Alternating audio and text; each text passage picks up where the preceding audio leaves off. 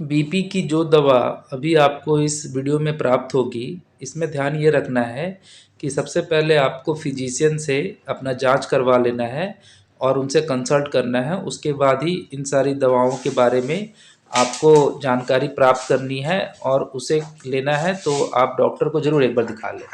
अब बात करते हैं कि यहाँ पर एक चार्ट बना हुआ है बीपी का, और इसमें बोला गया है कि 30 साल से जिनका उम्र ऊपर हो चुका है और उनका सिस्टोलिक ब्लड प्रेशर अगर 140 के बराबर या 140 से ऊपर है और डायस्टोलिक ब्लड प्रेशर अगर 90 के बराबर या 90 से ऊपर है, तो आपको ये जो स्टेप्स में दिया गया दवा है उसे लेना है। सबसे पहला पॉइंट है कि इफ़ बीपी इज़ हाई, और उसमें स्टार मार्क भी बना हुआ है। वो स्टार मार्क क्यों बना है वो अभी मैं बता दूंगा। तो अगर बीपी हाई है तो प्रिस्क्राइब एम्लोडिपिन 5 mg, यानी कि एम्लोडिपिन दवा 5 mg जो है प्रिस्क्राइब करनी है। दूसरा पॉइंट है कि after 30 days measure BP again. जब ये दवा चली 5 mg तो 30 दिन के बाद फिर से बीपी को मेज़र करना है। इफ़ स्टिल हाई, अगर वो अभी भी ज़्यादा है तो एम्लोडिपिन जो है 10 mg जो है कर देना है इंक्रीज़ करके। पहले 5 चल रहा था, फिर 10 mg उनको चलाना है। उसके बाद फिर 3 नंबर जो पॉइंट है, स्टेप्स है, उसमें 30 दिन के बाद फिर से मेज़र करना है बीपी को, और अगर फिर हाई आया तो जो दवा चल रही है एम्लोडिपिन उसको करना है, और उसके साथ एक नई दवा जिसमें टेलमिसार्टन 40 mg ये चलाना है। उसके बाद 4 नंबर स्टेप में 30 दिन के बाद फिर से बीपी को मेज़र करना है। अगर वो अभी भी ज़्यादा है तो टेलमिसार्टन की जो डोज़ है उसे 80 mg कर देनी है। उसके बाद 5 नंबर स्टेप्स में 30 दिन के बाद फिर से बीपी को मेज़र करना है। अगर वो अभी भी हाई है आ रहा है तो उसमें क्लोर्थालिडोन 12.5 mg आपको ऐड कर देना है। उसके बाद छठा नंबर स्टेप्स है, उसमें 30 दिन के बाद फिर से बीपी मेज़र करना है, और अगर अभी भी यह हाई है तो जो क्लोर्थालिडोन दवा है उसको 12.5 mg से 25 mg कर देना है। उसके बाद नीचे जो दिया गया है वो कोई स्टेप नहीं है। 30 दिन के बाद फिर से बीपी मेज़र करना है, और अगर ऊपर दी गई सारी दवाओं देने के बाद भी बीपी अगर हाई है तो आपको मरीज़ को ये पूछना है कि क्या वो दवा ठीक से रेगुलर ले रहा है, सही ले रहा है, कोई दवा मिस तो नहीं कर रहा है। अगर वो सभी दवा सही ले रहा है और बीपी हाई है तो उसे स्पेशलिस्ट को आपको भेजना है कि आप स्पेशलिस्ट से दिखाइए।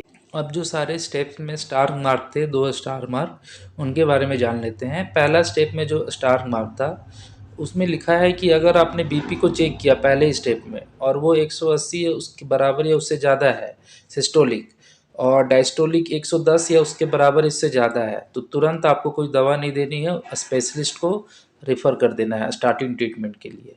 अगर बीपी 160 से 179 के बीच में है सिस्टोलिक, और डायस्टोलिक 100 और 109 के बीच में है, तो उसी दिन से आपको ट्रीटमेंट स्टार्ट करनी है। यानी आपको 1 सप्ताह बाद या 10 दिन के बाद मरीज को नहीं बुलाना है। अगर सिस्टोलिक ब्लड प्रेशर 140 और 159 के बीच में है और डायस्टोलिक 90 और 99 के बीच में है, तो आपको चेक करना है अलग अलग दिन पर, और उसके बाद ट्रीटमेंट स्टार्ट करना है। और ये भी रिकमेंडेशन करना है कि जो ये थेरेपी हो रही है जिसमें आपको कुछ और भी चीज़ों का इन्वेस्टिगेशन करना है, जैसे haemoglobin, blood sugar, urine analysis for proteinuria और सीरम क्रिएटिन, इन इसका भी जांच आपको करवाना है। स्टेप नंबर 5 और 6 में जो स्टार मार्क दिया हुआ है उसमें उसके अनुसार आपको ये स्टार मार्क ये बता रहा है कि अगर आपके पास क्लोरोथालिडोन नहीं है तो आप उसकी जगह पर हाइड्रोक्लोरोथियाजाइड चला सकते हैं, और इसमें जो है आपको यूज़ करना है क्लोरोथाइलिडोन अगर नहीं है तो, और इसका स्टार्टिंग डोज 25 mg होगा, और बाद में अगर उसे बढ़ाना है तो 50 mg बढ़ाना है। अब यहाँ पर एडवाइस दिया हुआ है प्रेग्नेंट वूमेन के लिए कि इनको टेलमिसार्टन नहीं देना है या क्लोरोथालिडोन नहीं देना है। और इसमें ये भी ध्यान रखना है कि अगर कोई जो महिला है प्रेग्नेंट है तो उनको ये दवा नहीं देनी है, या फिर जो चाइल्ड बियरिंग एज में है उन महिलाओं को ये नहीं देना है। आप इन दवाओं के साथ कैल्शियम चैनल ब्रोकर दे सकते हैं, और अगर फिर भी कंट्रोल नहीं हो रहा है तो स्पेशलिस्ट को रेफ़र करना है। डायबिटीज़ पेशेंट जो हैं उनको जो है प्रोटोकॉल के अनुसार डायबिटीज़ ट्रीटमेंट देंगे डॉक्टर। और अगर एम जो है हमारा 140/90 के नीचे आ जाता है बीपी, तो ये हो जाना चाहिए डायबिटीज़ ट्रीटमेंट के साथ और जो भी बीपी की दवा चल रही है।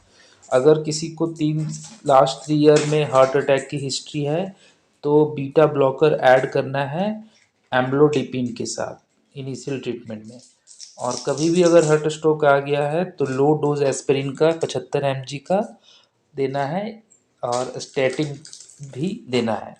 अगर किसी पेशेंट का कार्डियोवैस्कुलर डिजीज़ हाई रिस्क पर है तो एस्पिरिन और स्टैटिन को कंसिडर करना है, दवाओं को मतलब चलाना है।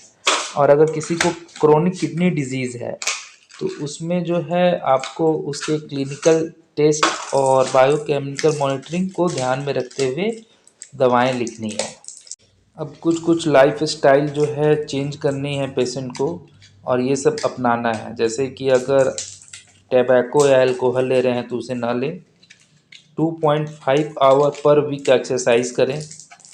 अगर वेट ज़्यादा है तो उसे रिड्यूस करें। नमक की मात्रा को कम कर दें, और 1 टीस्पून पर डे के अंदर में नमक की मात्रा को रखें अपने डाइट में।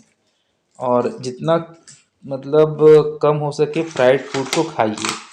उसके बाद जो है आपको फ्रूट्स लेना है, वेजिटेबल लेना है, ठीक है। पर डे 5 इस प्रकार के फ्रूट्स का मिक्स करके आप खा सकते हैं। उसके बाद अवॉइड आपको जो है चिप्स या फिर कुरकुरे या जो भी पैकेट वाले तले सामान है उसको नहीं खाना है। कुकिंग ऑयल में आपको सनफ्लावर की और या फिर ग्राउंड नट के जो ऑयल्स हैं उनको यूज़ में करना है। और इसके अलावा आपको जो है ऐसे चीज़ों को नहीं खाना है जिसमें हाई अमाउंट में फ़ैट हो, जैसे चीज़, आइसक्रीम, फैटी मीट। इसको अगर खा भी रहे हैं तो लिमिट में खाना है। अगर आपको फ़ैट खाना मजबूरी है तो अगर कोई मीट खा रहे हैं तो उसके फैटी पार्ट को आप अलग कर दें। जितना ज़्यादा हो सके वेजिटेबल ऑयल का इस्तेमाल करें, और बॉयल करें, स्टीम करें, बेक करके खाएं उसे। और लिमिट यूज़ करें ऑयल का उसको फ्राई करने में। और इसके अलावा प्रोसेस फूड को अवॉइड करें, और एक्सेस शुगर ना लें, और कार्बोनेटेड यानी कोल्ड ड्रिंक्स और पैकेटेड ड्रिंक का उपयोग कम कर दें।